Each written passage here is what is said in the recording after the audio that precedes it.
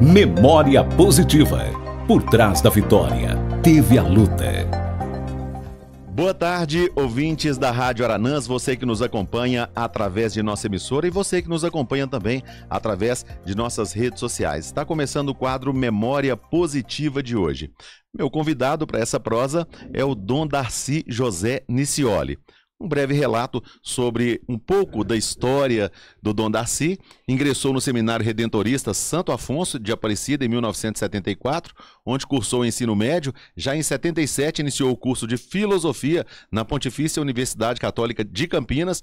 No ano de 1982 fez sua profissão religiosa na Congregação do Santíssimo Redentor, indo morar em São Paulo para iniciar os estudos teológicos no Instituto de Estudos Superiores de São Paulo, em São Paulo. Foi ordenado diácono em 1985 na cidade de Mauá por Dom Frei Cláudio Rumes, quando ainda bispo da Diocese de Santo André. No dia 8 de março de 1986, foi ordenado por sacerdote em sua cidade natal por Dom Pedro Fré. Neste mesmo ano, seguiu para Roma, onde cursou o mestrado em Teologia Dogmática na Pontifícia Ateneu Santo Anselmo, em Roma. Retornando ao Brasil, exerceu inúmeros serviços na província redentorista de São Paulo, como reitor do Seminário de Filosofia em Campinas de 1989 a 96, vigário paroquial da paróquia Nossa Senhora do Perpétuo Socorro de 1988 a 1989, conselheiro provincial de 1996 a 2002 e foi professor de Teologia Dogmática e Sacramentos no Instituto de Estudos Superiores de São Paulo, na Universidade de Teologia Nossa Senhora da Assunção e na Pontifícia Universidade Católica de Campinas, de 1989 a 90. Foi sacerdote assistente da paróquia de São José Operário, em Campinas, de 1990 a 96. Foi superior da comunidade religiosa de Campinas em 1996, ecônomo do Santuário Nacional de Aparecida, de 97 a 2005, conselheiro provincial da província redentorista de São Paulo em 2003 e superior da Casa Geral da Congregação Redentorista e do Santuário Internacional Nossa Senhora do Perpétuo Socorro em Roma de 2005 a 2008. Em dezembro de 2008, foi nomeado reitor do Santuário Nacional de Nossa Senhora Aparecida. Aos 14 de novembro de 2012, foi nomeado pelo Papa Bento XVI como bispo auxiliar da Arquidiocese de Aparecida. Em 9 de março de 2016, foi nomeado pelo Papa Francisco arcebispo metropolitano de Diamantina. Em 22 de maio, tomou posse como o 8º arcebispo metropolitano de Diamantina, com a presença do núncio apostólico Dom Giovanni Danielo. Dom Darcy, de antemão, muito obrigado por aceitar o nosso convite para o quadro Memória Positiva, em que a gente convida as pessoas que são importantes no nosso dia a dia para o desenvolvimento, seja ele qual for. Muito obrigado por aceitar o nosso convite. É sempre bom, Jailson, estar aqui em Capelinha e estar aqui na nossa querida Rádio Aranãs. Na verdade, a gente tem a Rádio Aranãs no coração. E quero dizer a todos aqueles que nos ouvem nesta tarde sobre o nosso querido fundador desta rádio, o Cônego Zé Gabriel, aproveitando. Ele já velhinho, na altura dos seus 94 anos de idade, não é? Está bastante adoentado, mas quando nós o provocamos, que interessante, Jailson. A primeira coisa que vem no coração dele é Capelinha, É verdade. e é esta rádio, não é? E quando há aquele momento de lucidez, ele quer vir para cá. É verdade. Então, ele que nutre uma obediência daquelas antigas ao bispo, pede licença, eu quero viajar, vou viajar. Por onde que o senhor quer ir? Eu quero ir para Capelinha e para Carbonita, por causa do santuário que ali tem, né? De Nossa Eu Senhora estive da lá Abadia. recentemente visitando e ele conversou comigo, e quando chegou no ponto que eu pedi para ele fazer uma oração no final da nossa prosa, ele fez a oração, mas naquele momento ele estava fazendo a oração como se ele estivesse gravando para a Rádio Aranãs, Exato. como se fosse uma oração que fosse ao ar na emissora. Eu ouvi. E interessante, com começo, meio e fim, não? Muito interessante. É um homem, de fato, inteiramente Diferenciado. dedicado ao apostolado. Quando Zé Gabriel é padre mesmo, padre na sua essência. Ele não é outra coisa senão padre, somente padre, sempre padre. Não é? Então, de fato, uma referência para nós que somos consagrados e uma bênção para esta cidade, sem dúvida nenhuma. E o seu trabalho, o seu esforço, o seu apostolado continua, não é? Pelos novos que aí estão chegando. Olha, o Padre Mateus, que foi ordenado aqui agora no sábado, e, é claro, o trabalho que é realizado pela Rádio Aranãs, que é uma rádio de inspiração católica, sem dúvida nenhuma, uma rádio comercial, normal, como qualquer outra, mas que tem valores que a orientam, e isso nasce do coração do Conde Zé Gabriel. Dom Darcy, vamos falar um pouquinho agora para as pessoas conhecerem o senhor um pouquinho. Onde o senhor nasceu e como era a sua cidade na época? Ô, Jacutinga. Jacutinga? Todos perguntam, mas o senhor é mineiro? Eu falei, sou mineiro. O senhor tem um sotaque diferenciado? Eu falei, sim, o meu sotaque não é do interior de Minas. É mais propenso para São Paulo, porque Jacutinga fica na divisa entre o estado de Minas e São Paulo, não é? Ali no sul de Minas. Eu nasci nessa cidade.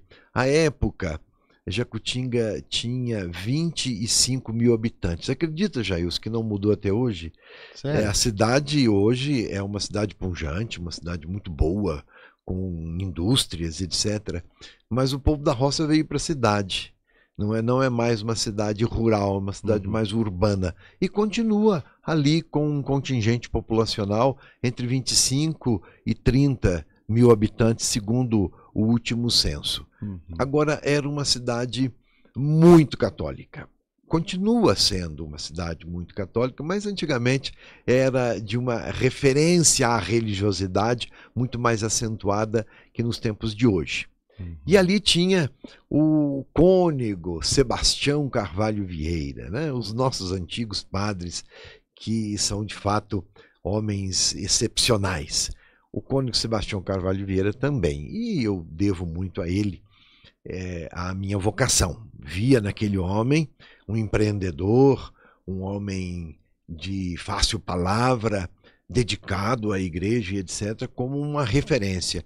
Eu me encantei com aquilo e no fim acabei ficando padre também, certamente porque ele foi uma influência importante na minha vida. Papai e mamãe, papai era barbeiro, não é? E mamãe tinha uma lojinha, uma loja de armarinhos, e fui sendo criado por ali.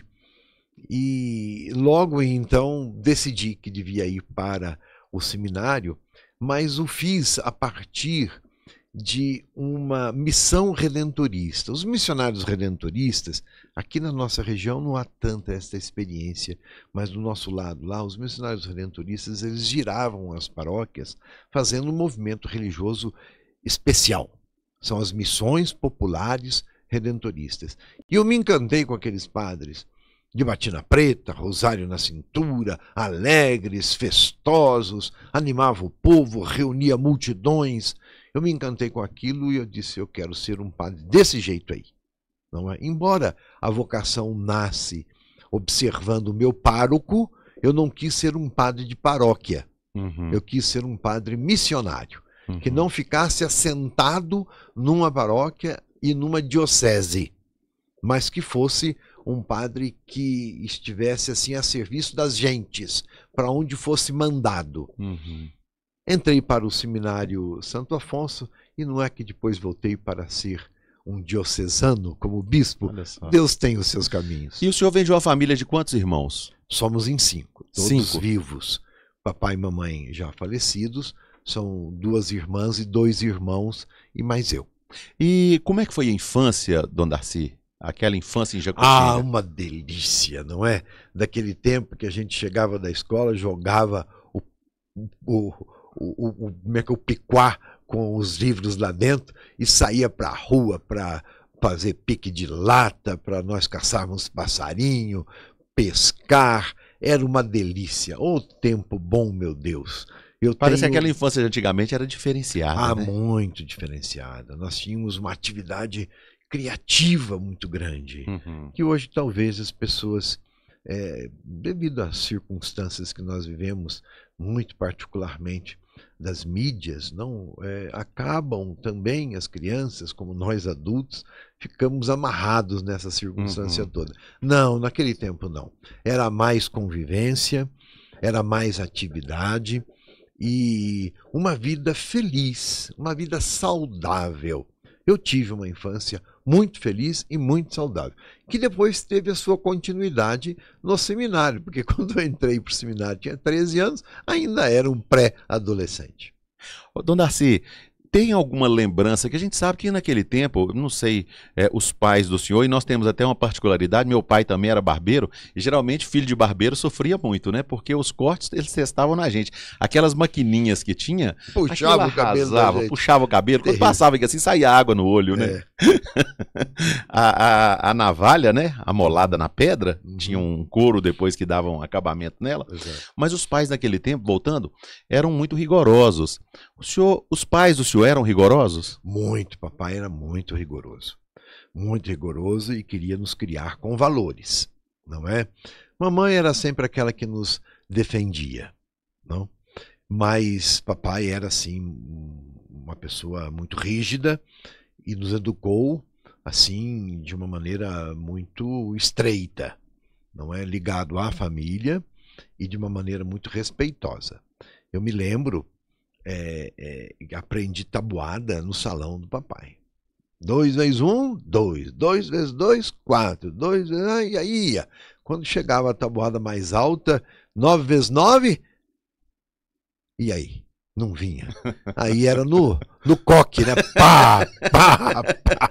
E a gente aprendia, gravava. Meu Deus, que terror. Já pensando no coque. Que terror que era aquilo, não é? Mas a gente via em tudo aquilo um sinal de grande amor, por incrível que pareça. Hoje nós não aconselhamos mais esse tipo de coisa, mas nós vimos o papai preocupado, não é? Querendo que a gente fosse gente, não é? E interessante, eu ainda criança, eu não sei como que isso aconteceu até, papai me encaminhou para a aula de datilografia. Imagine isso. Meu papai não, era semi-analfabeto, não me colocou numa aula de datilografia. Naquele tempo era uma coisa excepcional, uma criança saber escrever à máquina. Isso foi tão importante, porque depois me deu uma profissão. Não é? Eu fui secretário da minha paróquia. O padre, vendo que eu tinha certas habilidades, imagine, eu com 11 anos estava dentro do escritório paroquial e quem fazia as anotações todas dos sacramentos era eu, com uma letrinha muito bem desenhada, e está lá ainda como testemunho nos livros da paróquia. Então eu já entrei para o mercado de trabalho com 11 anos. E trabalhava na paróquia na parte da manhã, depois eu ia para uma loja e trabalhava com o seu Jamil, um turco, vendendo, não é? E à noite ia estudar. Eu estudei à noite, justamente para trabalhar durante o dia. Hoje a gente sabe que as leis não permitem isso, começar a trabalhar muito cedo. O senhor acha que isso ajuda ou que isso prejudica? Eu digo assim, há de se ter uma certa razoabilidade. Nós não podemos privar a criança daquilo que lhe é peculiar. Ela tem que ter espaço para brincar, tem que ter espaço saudável para viver, para conviver e etc. Mas haveremos de encontrar também essa responsabilização, que naquele tempo vinha com um trabalho formal. Hoje eu digo, é preciso que a criança aprenda, sim, algum tipo de profissão. Então existe o menor aprendiz, que já é uma coisa muito boa. Mas qualquer tipo de responsabilização precisa existir para a criança. Ela não pode ficar solta desta maneira, fazendo aquilo que quer, do jeito que quer, e muitas vezes respondona com os seus pais e etc. Isso diz de alguém que não tem limites. Se nós não aprendermos a colocar limites para as crianças, nós vamos criar adultos libertinos. Dom Darcy, tem alguma coisa na infância, nessa criação com seus pais, que serviu de exemplo, assim, que o senhor acredita que moldou a sua personalidade? A dedicação de papai e mamãe a nós filhos. Por exemplo, papai queria que as minhas irmãs trabalhassem. E o trabalho para uma menina naquele tempo era trabalho doméstico. Ia entrar como trabalho doméstico na casa de alguém. Mamãe disse assim, não, elas vão estudar. E nós não tínhamos condições, não é? E mamãe, então, se virava nos 30 para encontrar maneiras de subsidiar o estudo das minhas irmãs. Todas elas se formaram normalistas, que era o curso próprio para as meninas daquele tempo. E todos nós, homens, nos formamos no comércio. Todos nós tivemos contabilidade, que era o curso possível naquela época também. Eu também estava indo por este caminho até que fui para o seminário, mas meus 2 outros irmãos se formaram contadores. Então isso para mim é uma coisa assim que sempre me chamou a atenção, que sempre me conquistou pelo coração. A dedicação dos meus pais e o esforço deles para que a gente tivesse chances na vida, que a gente tivesse oportunidades. Os 2 eram um homem e uma mulher inconformados. Eles não queriam ficar na pobreza. Eles queriam que nós dessemos um passo, no sentido de que nós tivéssemos mais chances. E isso, graças a Deus, aconteceu com os meus irmãos, e eu tive a graça ainda de ser padre. Às vezes fica aquela dúvida de quem nos ouve, Dom Darcy entrou, seguiu a vida religiosa, mas o Dom Darcy, na vida, ele teve, que seja no período da infância ou mesmo adolescência, período adulto, alguma paixão por algum esporte? Olha, no seminário, em Jacutinga, a gente tinha aquelas coisas assim de futebol e etc., mas era muito criança ainda, não tinha nada de mais sério ali construído. E não é que nós tínhamos as oportunidades que hoje tem, de você praticar outros esportes. Mas no seminário, eu pratiquei a natação. Então, eu era apaixonado pela natação. E o seminário disputava com os colégios da região.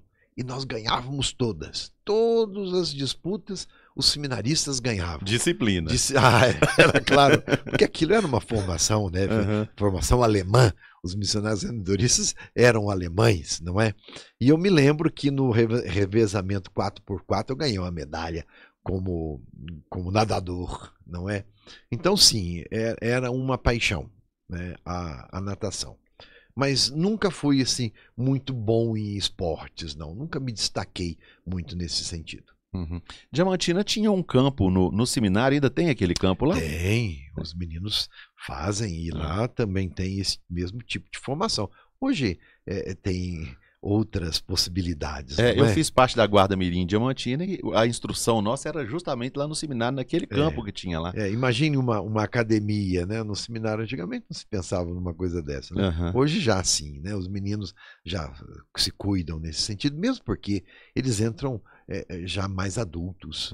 Não é? Ninguém entra mais com 13 anos de idade. Na relação do senhor com os estudos, quando o senhor iniciou nos estudos, isso já vinha esse foco do chamado para a fé, para seguir esse caminho do seminário do futuro? Não, na verdade não. É uma história até muito interessante a minha entrada para o seminário. Eu era o maiorzinho, como disse, secretário da paróquia, e o pároco disse assim, escuta, os meninos aí estão querendo ir para Aparecida depois das missões, os coroinhas, que eram muito menores ainda do que eu, eram 8, 9 anos, etc. Eu não quero deixá-los ir sozinho, você vai acompanhando. E eu ali, começando já um período de flertar namoricos e etc., eu disse assim para o padre, olha, mas eu não vou ser padre não, hein? Ele disse, não, você vai só acompanhando. Tá bom, se é para acompanhar um passeio em Aparecida, quem não vai querer ir? Lá fomos nós com Tião Dunhozinho, que era taxista. Entramos numa Kombi, lá fomos para Aparecida. Imagine, ir para Aparecida. Que sonho, que maravilha. Muito bem. Chegamos lá, o padre falou assim, olha, você não veio para entrar para o seminário, mas tudo aquilo que os outros fizerem, você vai fazer também. É mesmo? Tá bom. Então lá tinha futebol, lá tinha piscina, lá tinha aquela alegria toda. Eram mais de 60 jovens querendo entrar para o seminário. Eu entrei naquele alvoroço todo, não é? E fiz os exames todos. Lá tinha prova de matemática, prova de geografia. Para entrar para o seminário, antigamente tinha todo esse tipo de coisa, né? Testes psicológicos, não? E eu fui fazendo, eu tinha que fazer, ué, o padre mandou. Antigamente se obedecia padre, né? Então, Hoje não. Hoje já não é bem mais assim. Então a gente foi fazendo. Terminou a semana, dos 8, acho que foram 8 que fomos de Jacutinga, não, 4 passaram e 4 não passaram. 4 ficaram para depois. E entre os que passaram, eu passei. Eu falei, mas eu não vou perder essa oportunidade de vir para esse lugar bom aqui, não. Lá eu estou trabalhando na loja do Turco, estudando à noite. E Turco é pouco exigente, né? Eu vou para o seminário. Quer dizer, Deus usa de toda essa artimanha, não? Das circunstâncias da vida. Não é? Então eu cheguei em casa falando assim, eu vou ser padre. A mamãe, muito esperta, disse, não vai não, senhor. O senhor vai trabalhar. O papai falou assim, esse menino nunca saiu de casa, deixa ele ir, não vai ficar mesmo. Bom, papai me defendeu, não é? E nós fizemos o estágio vocacional em dezembro, era para voltar em fevereiro, né? E as minhas irmãs, então, começaram a bordar a roupa, porque a gente tinha um número para colocar na roupa por causa da lavanderia. Eram mais de 100 seminaristas no seminário, então você tinha o seu número de roupa. O meu era 241, não é? E as meninas começaram então a bordar, a mamãe começou a fazer pijama, porque a gente dormia, era de calção, mas no seminário tinha que ser com pijama. Então fez pijama, fez terninho, imagine, terninho, tinha que ter o terninho, aquele negócio todo. Aí prepararam aquela enorme daquela mala. Só que nesse período, entre dezembro e fevereiro, os meus colegas que iam voltar comigo desistiram de ir para o seminário. Fiquei eu. Sozinho? Sozinho. Eu falei, agora não quero ir mais não, pensei comigo. Mas como é que eu ia enfrentar o pai e a mãe? Depois de ter feito Depois tudo? de ter feito a mala. Eu falei, não, eu vou lá, fico lá o primeiro semestre. No meu coração fui pensando essas coisas, né? E depois volto para cá. Tá bom. Lá foi eu para Aparecida, com o coração apertado. Eu falei, meu Deus, o que eu vou fazer no seminário? Que loucura isso que eu fui me meter. Deus tem os seus caminhos. Eu sei que eu fui para o seminário. Mamãe foi nos visitar em julho e disse assim, que escute, você não escreveu nenhuma carta, você não manda nenhuma... Naquele tempo não tinha telefone, essas coisas. Não? Eu falei, eu estava tão envolvido com o seminário, gostando tanto daquilo, que eu tinha me esquecido do meu povo. Você acredita uma coisa dessa? Então eu me envolvi com aquilo e vivi a minha vida de seminário muito feliz. O seminário menor foi muito feliz, a PUC depois, Pontifícia Universidade Católica de Campinas, a gente saindo do interior, indo para uma cidade maior e enfrentando uma universidade particular, meu Deus, fazendo vestibular. Então foi uma revolução atrás da outra e as coisas foram acontecendo e etc. Não é? Então eu vivi assim. Não foi um planejamento só meu. Deus certamente estava ali, não colocando a sua mão. E a coisa foi acontecendo, não é? Dona E Daci, chegou, interessante, chegou ao final da filosofia, olha que a gente estuda colegial, 3 anos de colegial e depois 3 anos de filosofia. Quando chegou ao final da filosofia, eu resolvi sair do seminário.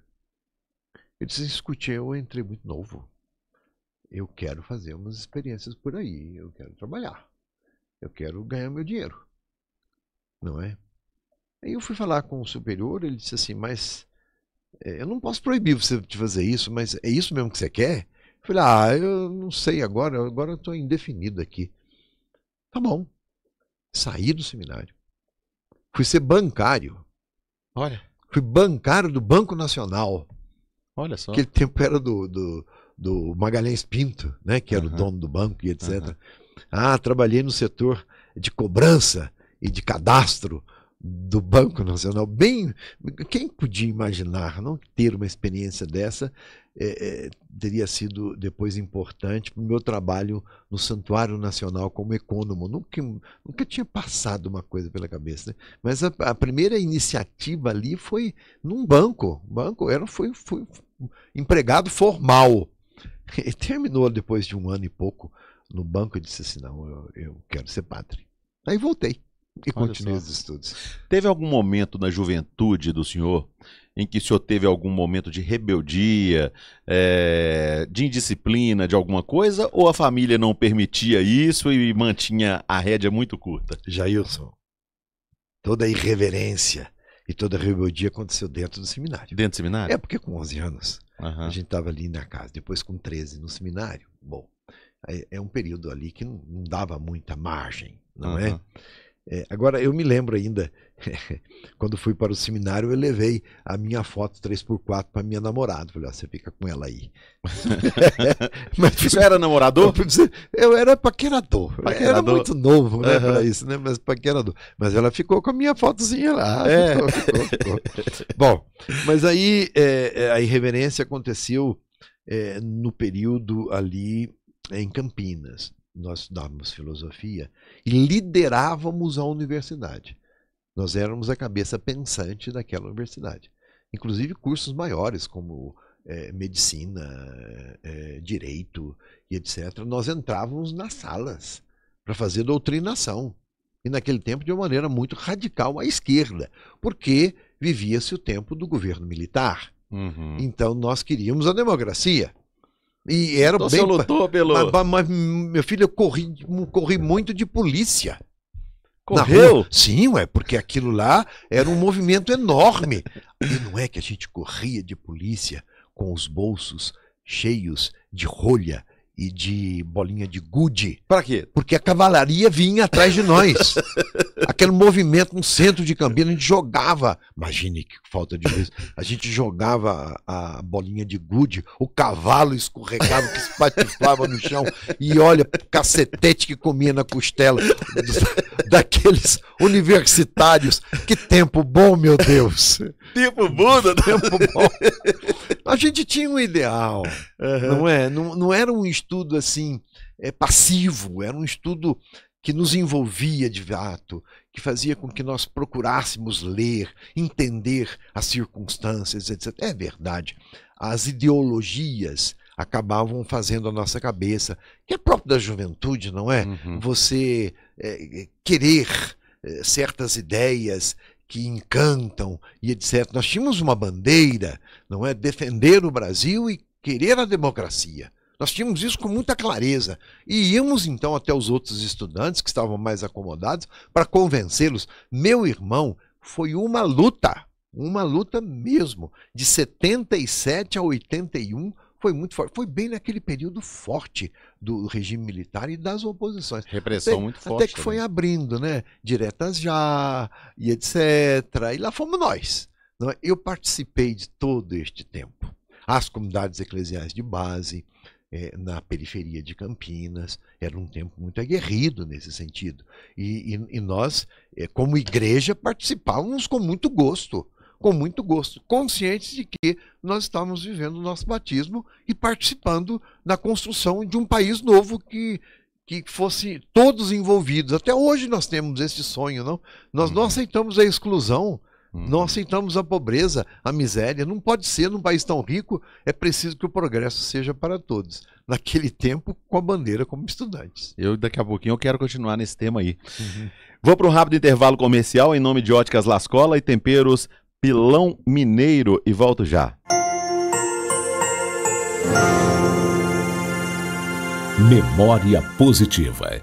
Óticas Lascola, a primeira ótica de Capelinha e região com laboratório próprio de montagem. Possui estoque de lentes monofocal incolor, antirreflexo e filtro azul. Entrega seus óculos monofocal na hora. Crediário próprio e facilitado, com parcelamento da sua compra em até 6 vezes no crediário ou até 10 vezes no cartão sem juros. Nas Óticas Lascola você encontra as melhores marcas de lentes do mercado como Varilux, Kodak, Transitions, Optivil, Crisal, Roya e Zeiss, marcas exclusivas de armações que você encontra somente nas Óticas Lascola.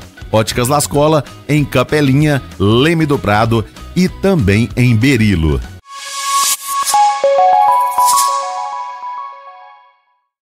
Oi, gente, o quadro Memória Positiva é um oferecimento de temperos Pilão Mineiro. Olha, qualidade total. A dona de casa sabe. Quem cozinha com os temperos Pilão Mineiro não consegue usar outro. Realmente qualidade. Tem aqui, ó, o sal para o seu churrasco, tem vários outros temperos, tem os molhos que também é um sucesso. Enfim, quando você vê um produto que tem a marca Pilão Mineiro, pode confiar. Tem qualidade e com certeza combina com o seu bom gosto.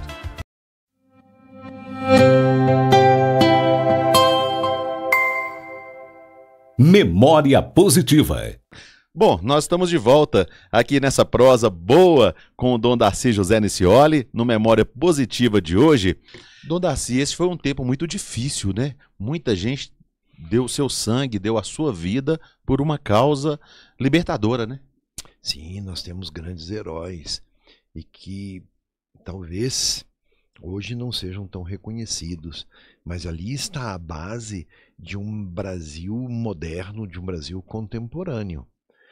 Nós tivemos a Constituinte na sequência, que gerou a nossa Constituição, que é a Carta Maior, e que tem avanços significativos. Se nós considerarmos toda a história do Brasil, de Getúlio Vargas e etc., não? E depois do período militar, e esses avanços que hoje nós temos. O filme Ainda Estou Aqui, com Fernanda Torres, que todos nós estamos sendo chamados quase que obrigatoriamente a assistir, fala justamente de Rubens Paiva, que foi um deputado aguerrido e que lutou muito contra a ditadura militar e que foi vítima dela, não é?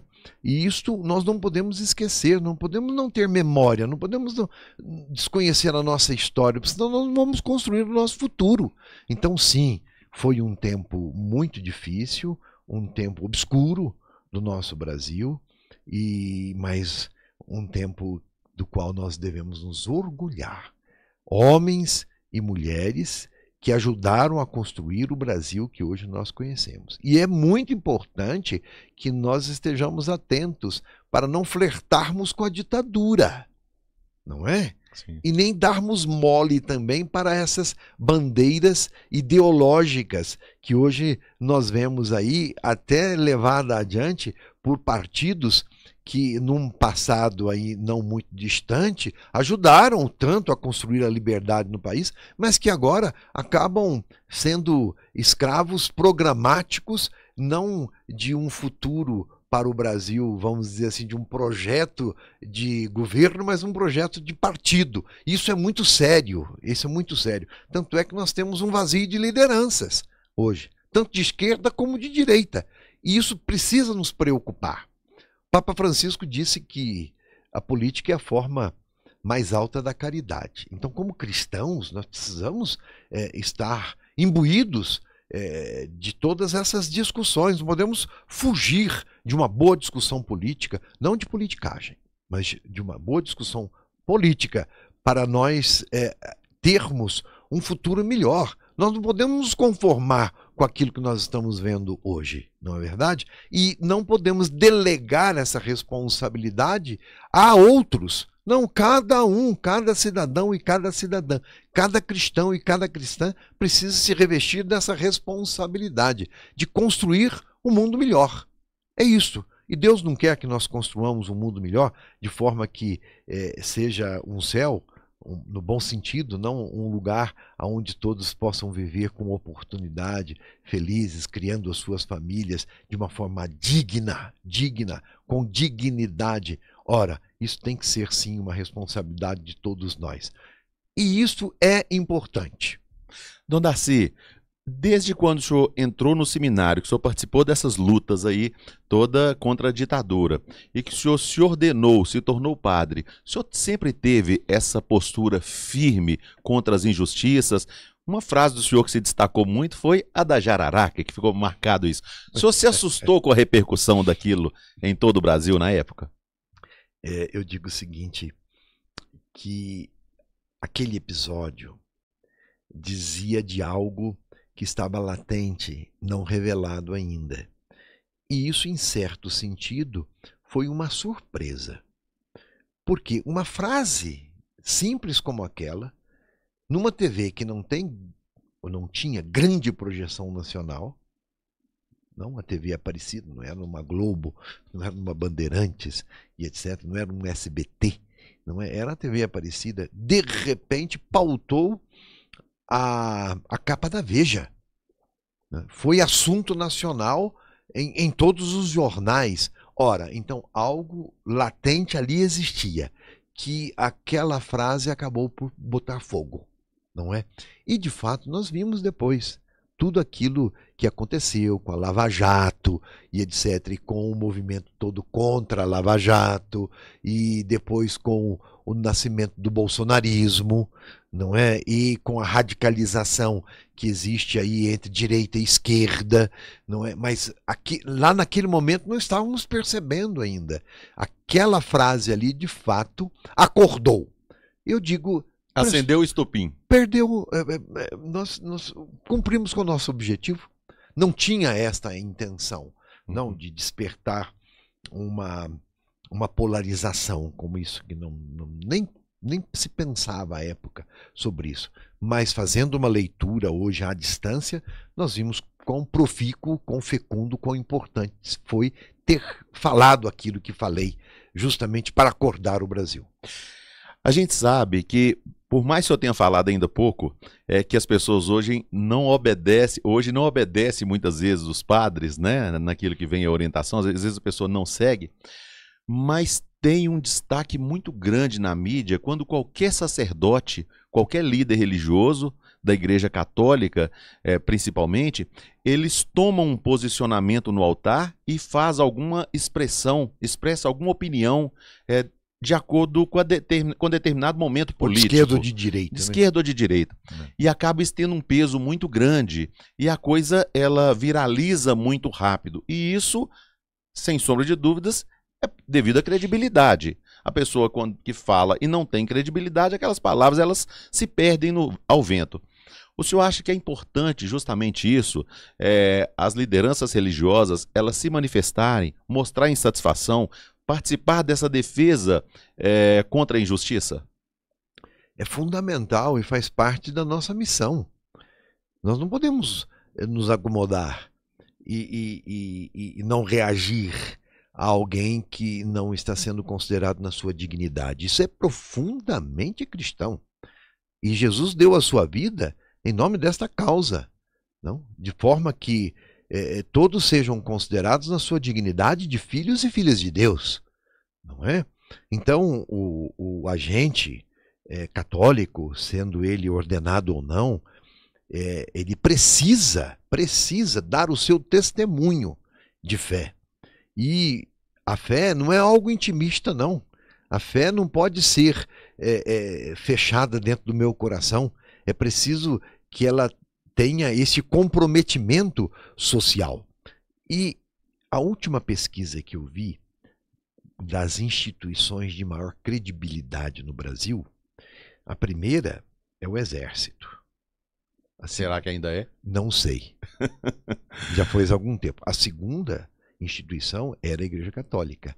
E eu acredito, a Igreja Católica ainda tem uma credibilidade, apesar de todos esses contratempos que viveu, de fato, essas situações tão delicadas que foram trazidas à tona, que, em certo sentido, são até exploradas demasiadamente e injustamente, a questão da pedofilia, etc. O Papa tem insistido muito com respeito a isso, e quem, porventura, se meteu por um caminho como esse, deve ser excluído da igreja, e a gente concorda com isso, e haveremos de ter tolerância zero com respeito a isso, mas também que a pedofilia é usada de uma maneira injusta e generalizada, não contra a igreja, justamente para enfraquecer o seu testemunho, isso sem dúvida nenhuma. Isso sem dúvida nenhuma. E depois também a indústria da indenização. Muitas igrejas, não no Brasil, que não foi necessário, graças a Deus, mas fora do Brasil, a igreja pagou muito para tribunais. É uma indústria de indenização, né? De dinheiro fácil, não é? Bom, mas voltando lá, nós precisamos sim dar o nosso testemunho e isso sempre esteve a peito para mim. Eu trabalhei ainda como estudante de teologia em uma favela e vivi o ambiente de uma favela de uma grande cidade. Chamava-se Favela do Jardim INPS, em Mauá, São Paulo. Hoje é um bairro muito bem organizado, mas ali tem o nosso suor e as nossas lágrimas. Muito trabalhamos com aquele povo para organizar, para trazer para aquele bairro que era desconsiderado da cidade, para trazer água, energia, fazer subir o caminhão de gás. Foi uma luta imensa, enorme. Tudo isso foi forjando o coração do padre Darcy, não é? E depois do bispo Darcy.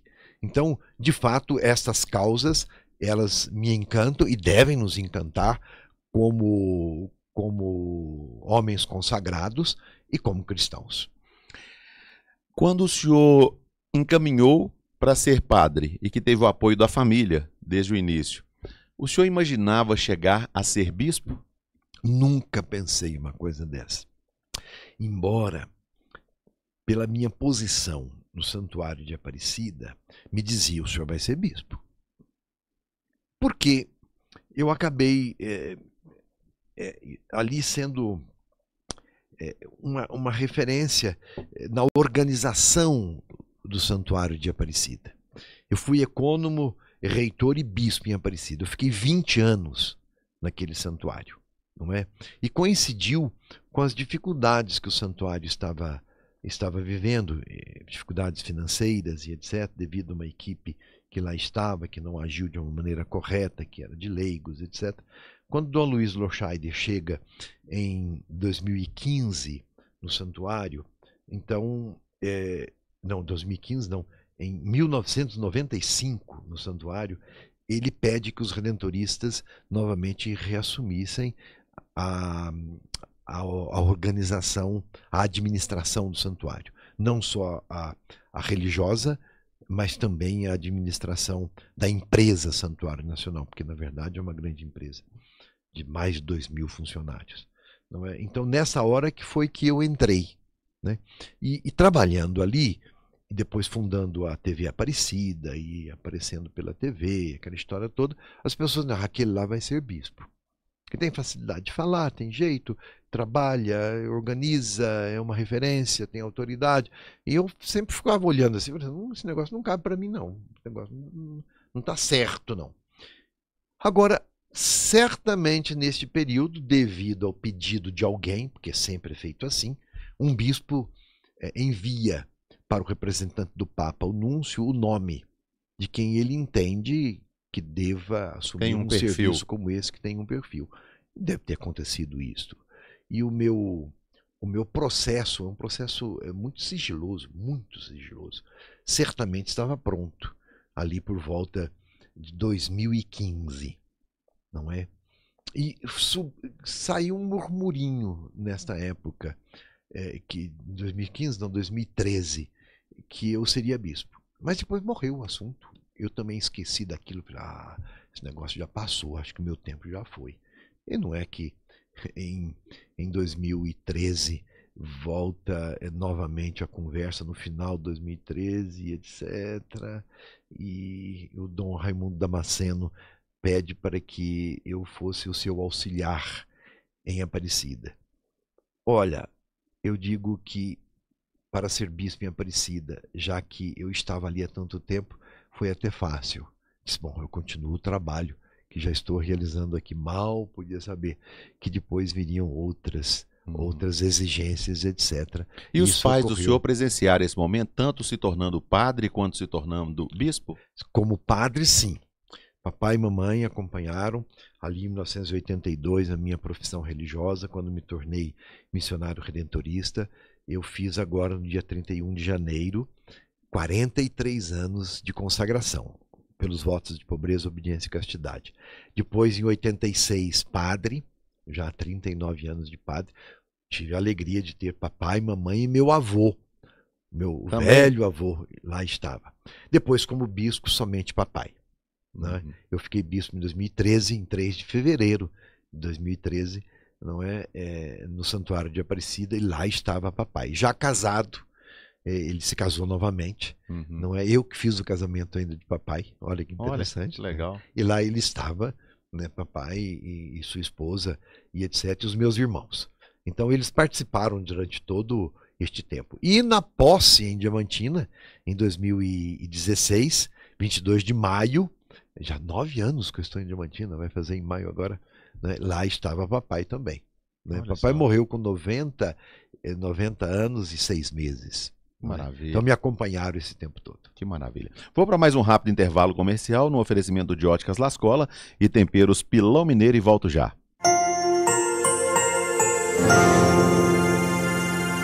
Memória positiva.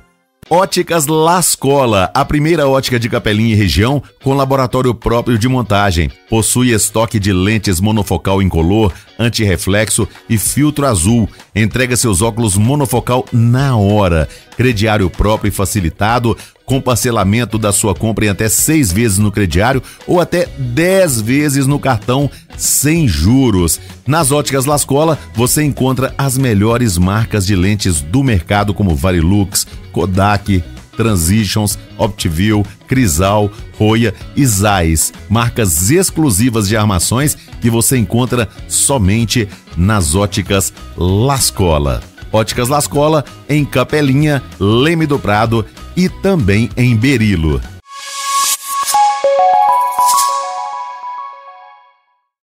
Oi, gente, o quadro Memória Positiva é um oferecimento de temperos Pilão Mineiro. Olha, qualidade total. A dona de casa sabe. Quem cozinha com os temperos Pilão Mineiro não consegue usar outro. Realmente qualidade. Tem aqui, ó, o sal para o seu churrasco, tem vários outros temperos, tem os molhos que também é um sucesso. Enfim, quando você vê um produto que tem a marca Pilão Mineiro, pode confiar. Tem qualidade e com certeza combina com o seu bom gosto.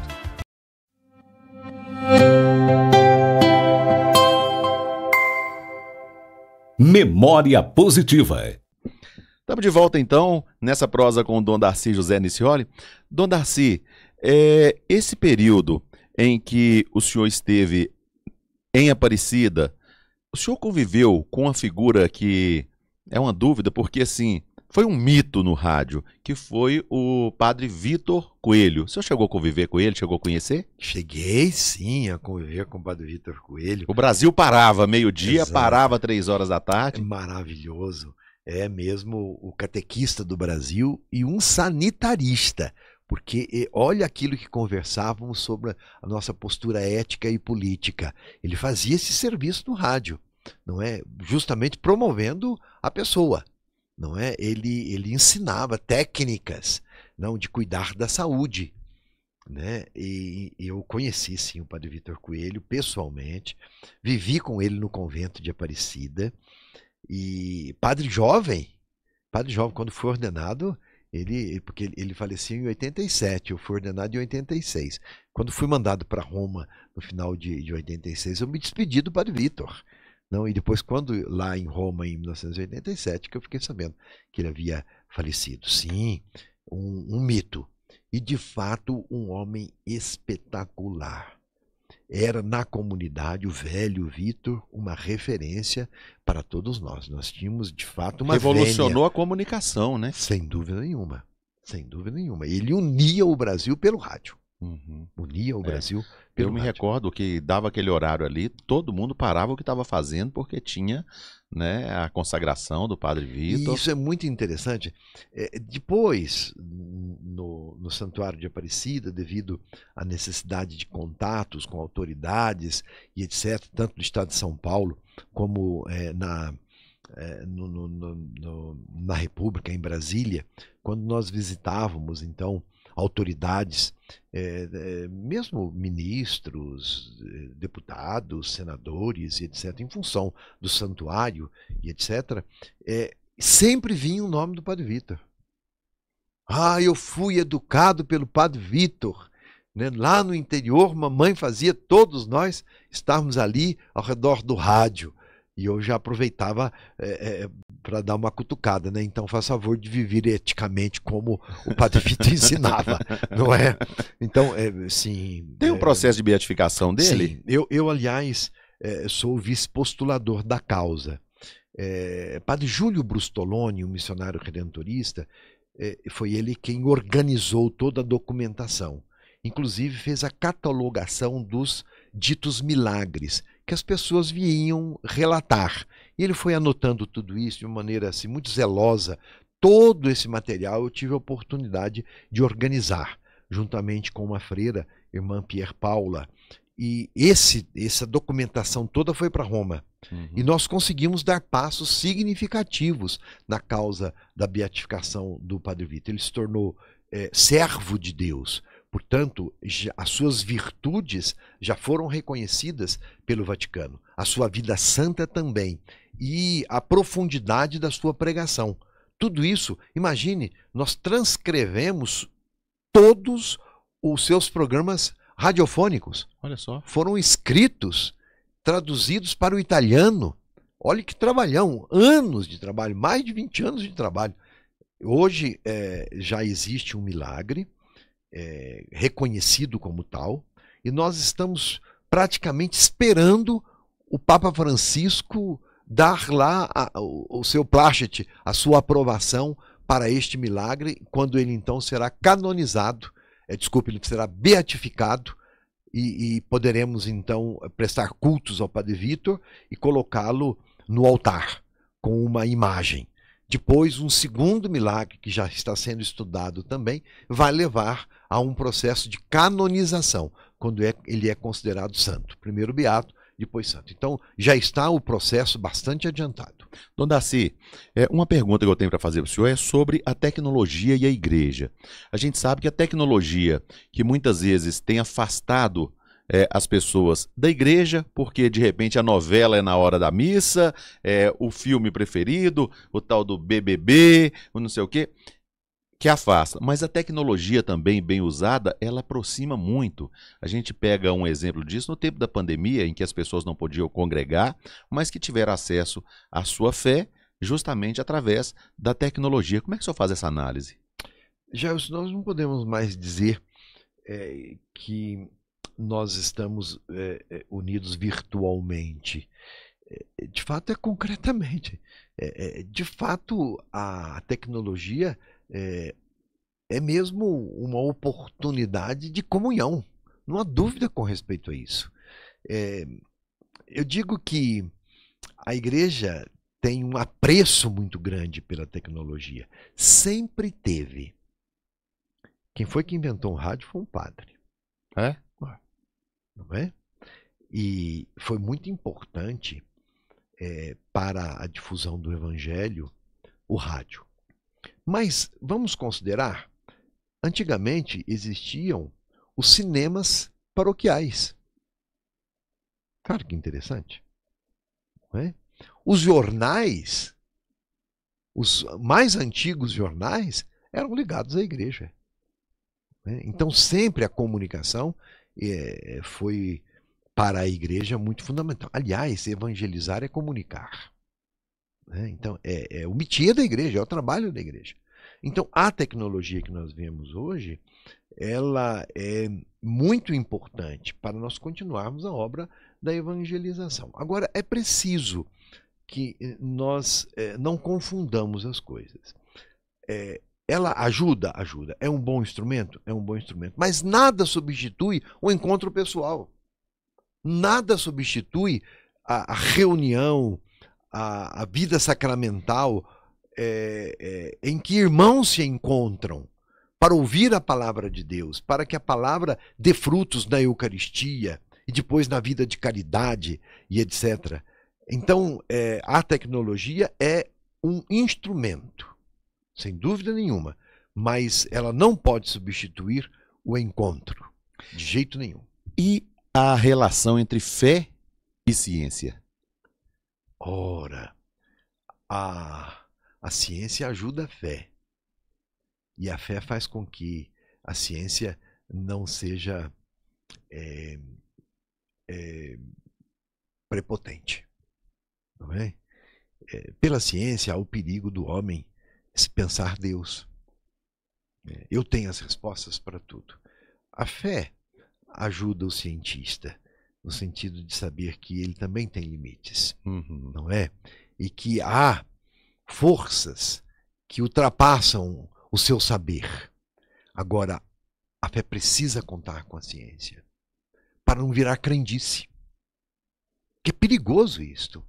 A fé que vira crendice é uma fé falsa, não é? Então, a razão ajuda a fé. E a fé se serve da razão, justamente para dizer das suas verdades. Como o senhor vê, Dom Darcy, a posição do Papa Francisco, a posição que ele tem adotado mais progressista? Como é que o senhor vê essa abordagem? É muito relativo isto. O Papa é o Papa, que tem a sua função de ser Pedro, aquele que congrega a igreja na unidade, e de defender a doutrina. A doutrina é sempre a mesma. O evangelho é sempre o mesmo. A maneira de comunicar o evangelho, devido aos sinais dos tempos, às circunstâncias que nós vivemos, é que pode ser diferente, não é? Mas a vida, por exemplo, em primeiro lugar. Você já viu algum papa que negocia quando o assunto é vida? Nunca vai acontecer isso. Por quê? Porque ele não fala daquilo que ele tem como valor ou como verdade. Ele só fala daquilo que o evangelho lhe dá autoridade para falar, como valor e como verdade. Não é? Então é muito relativo dizer que o Papa Francisco ele é avançado, mais avançado que outros papas. Não, ele responde às circunstâncias próprias do tempo de hoje. É o homem certo no tempo certo. É a maior autoridade moral do mundo hoje. O Papa Francisco fala com todos, com todas as religiões e com quem não tem religião, porque é reconhecido então o seu testemunho. É um homem inquieto, que é escravo da verdade de nosso Senhor Jesus Cristo. Me fala uma coisa, qual que é o desafio da Igreja Católica para os próximos anos? E a Igreja tem espaço para mudanças na estrutura e também nas tradições? Na estrutura, sim, sempre. Porque as circunstâncias é que vão dizer. Né? Por exemplo, a questão do celibato sacerdotal. Veja, é um assunto sempre muito polêmico. No Oriente, não existe celibato sacerdotal. Os padres são casados. São casados, têm famílias.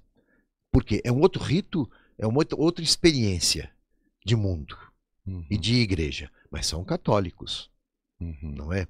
No Ocidente, não. Nós temos mais de 1000 anos em que o celibato é uma norma. Esta norma pode ser mudada? Pode.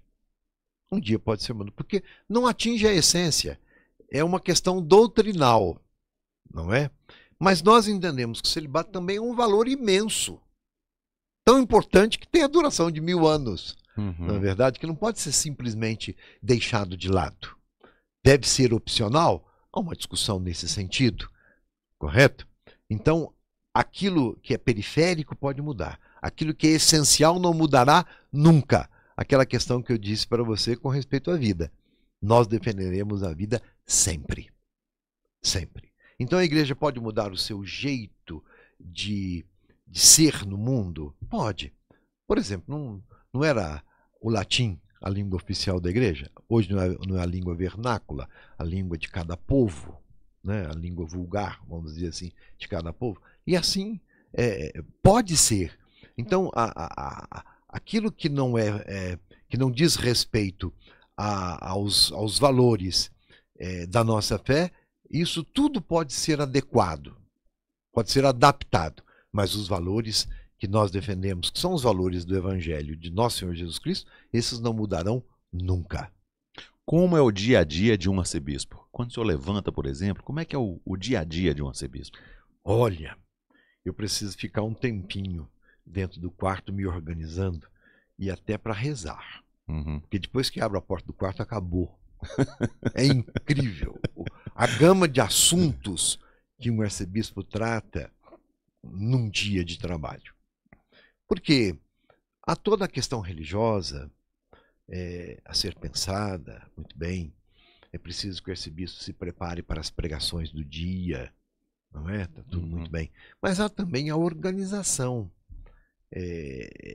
a administração, que é fundamental para que a evangelização aconteça.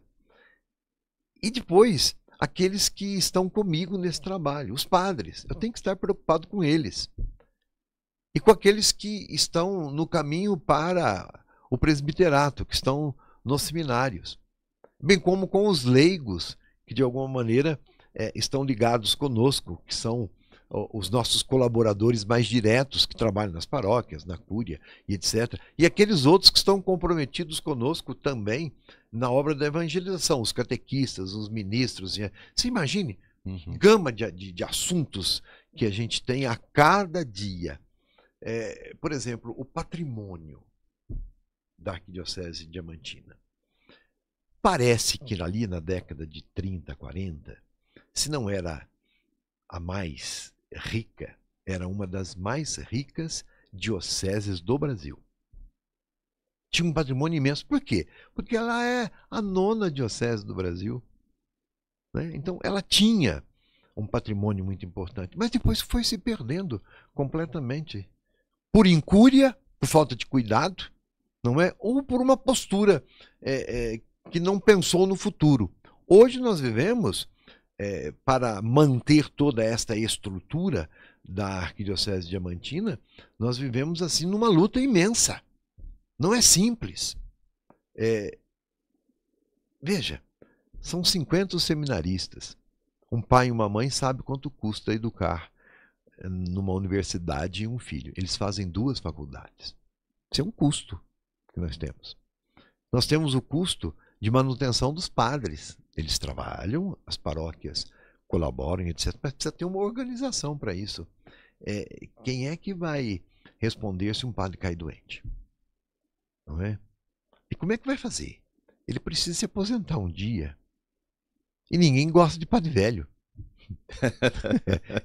É preciso que alguém pense isto. Nós estamos agora para construir a casa do clero, justamente do padre mais idoso, onde depois de uma vida inteira dedicada, ele tem que ter ali uma vida digna, onde ele seja cuidado na sua saúde, etc. É digno fazer isso. Então é preciso pensar em tudo isso. Agora, imagine você, é uma empresa e tem que funcionar como uma empresa. O arcebispo é aquele que coordena tudo isso, não é? Para saber como é que... E tem momentos, Dom Darcy, que a gente sabe que um padre chega numa determinada paróquia, numa determinada cidade, ele faz um trabalho brilhante, as pessoas se apegam àquele trabalho dele, principalmente porque ele lida com aquele momento em que a pessoa quer se apegar à fé por algum motivo, né? De repente uma depressão, uma dificuldade, teve um aconselhamento, superou aquilo, ele automaticamente pega um vínculo com o padre daquela paróquia. Fica um filho da cidade. Não é? É muita pressão. Mas Dom Darcy, não tira o padre daqui não. Dom Darcy, assim. O padre ordenou, tem que ficar aqui. É sempre tem assim. Muito? E o ruim sempre é o bispo. Eu sempre digo o seguinte, cada fiel, graças a Deus, vê a sua paróquia e se preocupa com ela. E isso é virtuoso, graças a Deus que assim seja. Só que o bispo tem que preocupar com as 55 paróquias e com os 80 padres. Não é? Então, quando chega o momento de uma transferência, ela acontece sempre em função da evangelização. Ninguém é transferido por um acaso. Porque o bispo quer. Acordou um dia e quer transferir o padre. Não, se fosse possível não transferir, seria ótimo. Mas acontece que tem necessidades em todos os lugares. A gente precisa suprir essas necessidades. Então o padre tem aquele perfil, precisa daquele jeito para aquela cidade, aquele outro ali já cumpriu o período de 6 anos, que é o período canônico em que ele fica numa paróquia, ele precisa ser bem encaixado para continuar zeloso no seu sacerdócio e feliz, Não é? Porque o padre também precisa estar feliz Uhum. na cidade para onde ele vai. Então isso cabe ao bispo, ser o maestro dessa sinfonia, não é? Então quando acontece isso, o fiel que vê só a sua paróquia vem dizer, mas Dom Darcy, ele está trabalhando muito bem, ele trouxe os jovens para a igreja, ele construiu, ele é bom economicamente. Eu sei, é esse aí que eu preciso em outro lugar. Exatamente isso. E eu sempre Quando digo, enaltece a qualidade, já falando, reforçou o que eu tô pensando. tô pensando, Né? e eu sempre digo, ó, triste seria se você viesse para pedir que tirasse o padre, porque o padre estava ali sendo um empecilho para o crescimento na fé. Isso o bispo ia ficar muito triste. Agora, se você vem me dizer que o padre é muito bom, eu falo, puxa vida, graças a Deus. Acertei. E eu vou mandar um outro melhor ainda para você aí. E a gente vai levando. Agora, o bispo apanha bastante. É, né? Apanha bastante. Apanha. Porque eu até entendo, eu não condeno ninguém por isso, não. Porque as pessoas têm um amor muito grande pelo seu sacerdote. Se apega. E eu fico feliz por isso. Mas o bispo tem as suas responsabilidades e a igreja tem as suas necessidades. Agora um padre fica 6 anos, é o normal, né? O senhor, essa estadia do senhor em Diamantina, nessa aí, no caso, o senhor pode escolher ficar um tempo maior? Como é que é? Como que funciona no caso de um arcebispo? O Papa fica o tempo que quer. É o único na igreja. Uhum. Que ninguém legisla sobre ele. Uhum. Né? E ele pode até renunciar. Não é? Mas ele pode ficar também até o final da vida, como foi o caso de João Paulo II, e renunciar, como foi o caso de Papa Bento XVI. Né? Até hoje em dia se diz, mas o Papa Francisco vai ficar, só o Papa, só ele legisla sobre ele mesmo. Ponto e basta. Não é? Agora, o bispo, ele foi nomeado pelo Papa, porque ele é sucessor dos apóstolos. O Papa é Pedro, não é? No colégio apostólico do início, Pedro foi o primeiro, a quem Jesus entregou as chaves, né? Dizendo, olha, o que ligares na terra será ligado no céu, o que desligares na terra será desligado no céu. Então ele é o ponto de unidade, nós o respeitamos, é o desejo dele. O bispo é nomeado pelo Papa. E o Papa pode, então, transferir o bispo, conforme as necessidades da igreja. Se o Papa Francisco entender por oportuno me transferir, como entendeu que eu precisaria sair de Aparecida para vir para Diamantina, ir para uma outra arquidiocese, a gente só tem que dizer sim. Uhum. Faz parte da nossa vida. Não é? O mesmo o padre, só que aí a responsabilidade é do bispo. Uhum. Mas nesse caso o senhor está adaptado em Capelinha, por gosto o senhor em Diamantina, por gosto o senhor fica lá mais um tempo. Eu vim para Diamantina porque entendi que esse terreno, esse chão do centro-norte de Minas é um chão missionário. E eu sou missionário, não é? Sou redentorista. Então eu entendi que aqui precisava de um bispo que tivesse saúde e que pudesse girar esse território de 45 mil quilômetros quadrados, onde estamos nós, com 34 cidades, 55 paróquias e centenas de comunidades, milhares de comunidades rurais e urbanas, não é? Então eu estou aqui muito feliz, muito feliz. Agora, se o Papa me chamar para um trabalho, eu só tenho que dizer sim. Eu não tenho que fazer escolhas. O que o senhor ainda deseja, que tem um sonho de realizar nessa missão, que o senhor não conseguiu realizar ainda, mas que está na mira? Em Diamantina? Na arquidiocese ou em Diamantina? Na arquidiocese? Ora, nós temos grandes desafios. Fizemos uma assembleia, não é? E essa assembleia deu nortes para o nosso agir pastoral. Nós precisamos trabalhar melhor os jovens e, dentre os jovens, os universitários. Isso me preocupa muito. Depois, haveremos de caprichar mais no anúncio fundamental do Evangelho. Nós chamamos de querigma, que é o anúncio central da nossa fé, que Jesus Cristo é o nosso Salvador. Por incrível que pareça, muitos ainda não conhecem Jesus Cristo, não fizeram a experiência do seu amor, não se sentiram amados e por isso não amam. Então, esse é um desafio que nós precisamos enfrentar com coragem. Na igreja do Brasil, na igreja do mundo, mas eu penso em Diamantina, que é a minha responsabilidade. Depois, é preciso que a nossa fé seja mais concreta. Nós, como cristãos católicos, ainda estamos pensando a nossa religião da porta da igreja para dentro. É preciso que pensemos o nosso testemunho de fé da porta da igreja para fora, justamente para sermos convincentes. Nós precisamos, pelo nosso testemunho e por aquilo que acreditamos, convencer quem ainda não está convencido de que a única saída para o homem e para o mundo é o amor. Aquele amor ensinado por nosso Senhor Jesus Cristo. O amor de cruz.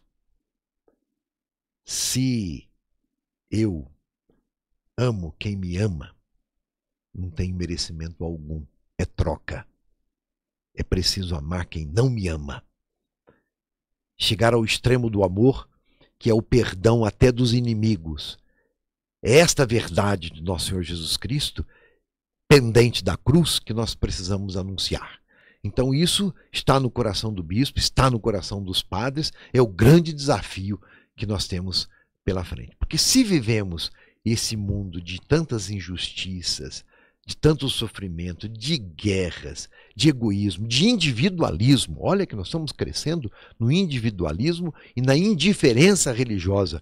Há quem pense que vai dar conta do desafio do viver por suas próprias forças, o que é um grande engodo, um grande engano, não é? Nós precisamos ir contra esta corrente, nadar contra essa corrente. Não, e anunciar a verdade do nosso Senhor Jesus Cristo. Só Ele é o caminho, a verdade e a vida. Como o senhor gostaria que as pessoas lembrassem da passagem do senhor pela igreja?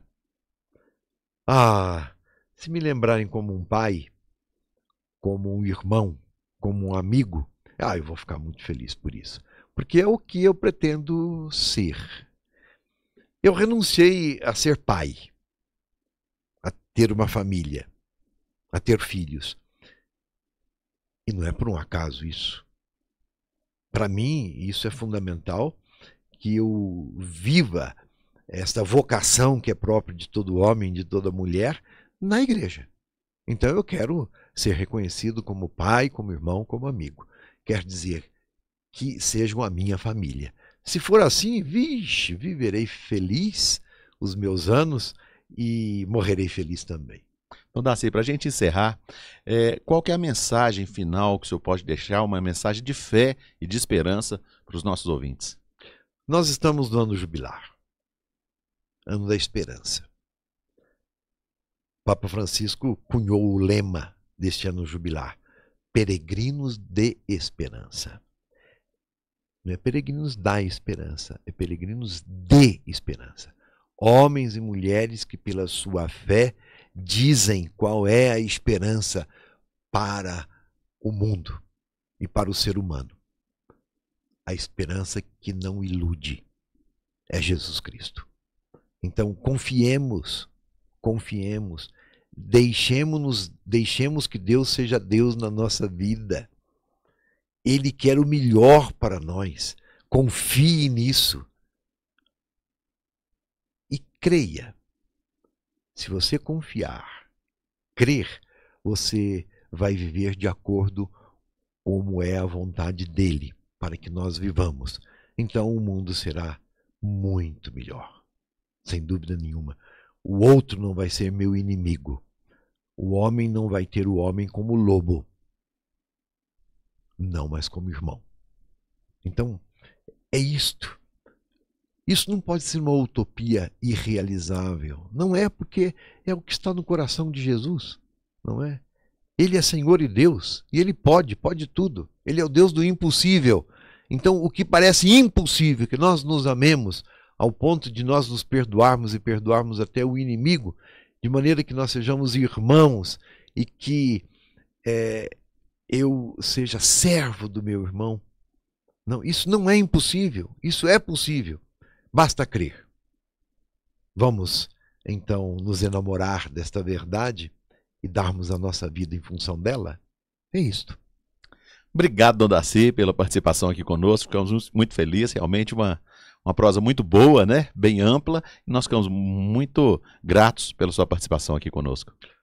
Olha, Jailson, é muito interessante esse quadro, não é? Porque dá oportunidade para falarmos daquilo que está no coração, né? E assim foi.